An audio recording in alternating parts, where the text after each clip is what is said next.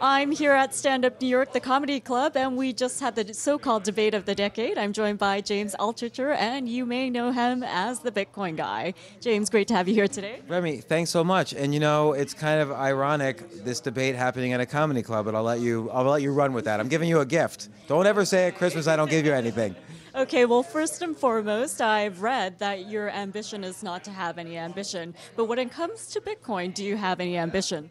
Well, it's not that I have personal ambition, it's just that I have a certain belief based on historical and evolutionary trends of where Bitcoin and other cryptocurrencies are going. I do think eventually cryptocurrencies will replace paper currencies because they solve the problem of privacy, of human error, of forgery, of double spend. There's so many problems of contract law. There's so many problems that Bitcoin and cryptocurrencies solve that it's sort of inevitable at this point that the so-called Internet of Money will replace paper currencies. There's $200 trillion worth of paper currencies. There's only $200 billion of legit cryptocurrencies. So 200 billion to 200 trillion, that's a big move up. The only thing that could change is price to get them to match together. So it's not my personal ambition, it's just what I think is going to happen.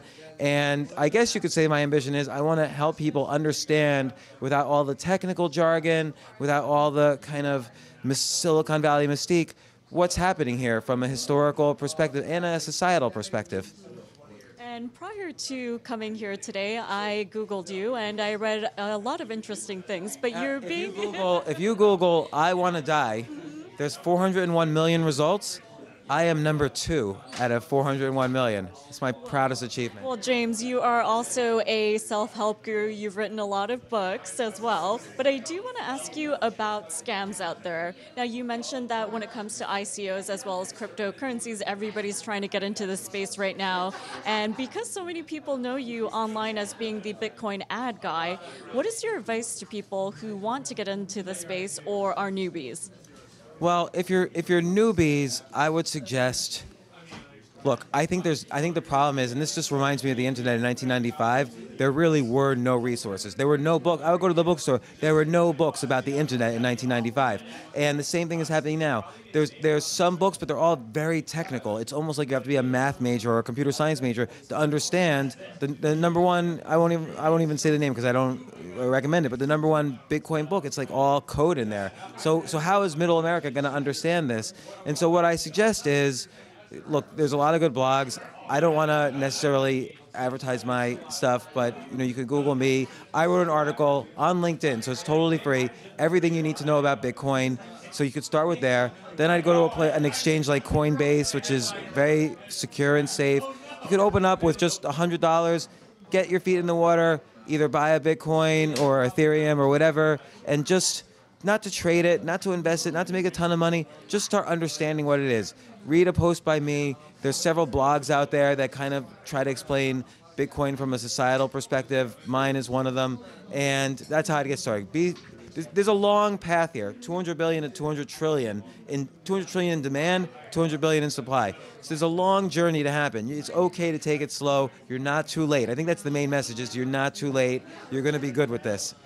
And last but not least, since I am reporting for Sprout Media, I do want to ask you about precious metals, in particular gold. Now, you can have your last say in regards to the debate, cryptocurrencies or Bitcoins versus gold. What do you have to say? Sure. Great question. We just had a debate in a comedy club about it, so that's what the irony. I gave you that, Remy. You could have ran with that.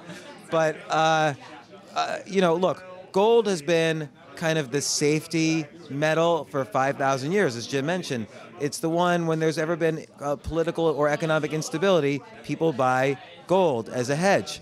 But now Bitcoin has become that hedge. If you look at the bailout in Cyprus in 2013, Bitcoin shot up. If you look out whenever Argentina changes governments, Bitcoin shoots up.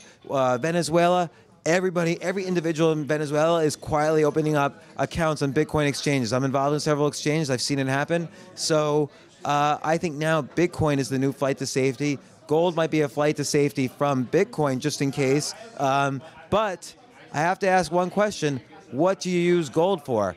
Bitcoin, I can buy a donut across the street with Bitcoin. It's starting to be used. Just like the internet in 1995, the Internet of Money is starting to be used. I could buy a donut 50 feet away from here. You can't buy anything with gold. What does gold do? So if any of your listeners can tell me I'm open. I have no. It's not like I'm pushing for anything to happen. You can't, I just want the best to happen for everybody. So that's why I like crypto, because there's 10,000 man years of science behind it. Gold is a rock. You can't do anything with it. Okay, James, well, thank you so much for joining me, and I'm starting to think that you have a sweet tooth as well. Yeah, you're right. I have to watch out. Dr. Oz, who was on my podcast yesterday, told me no more sugars for you. He's my doctor now. So thanks so much. Thank you.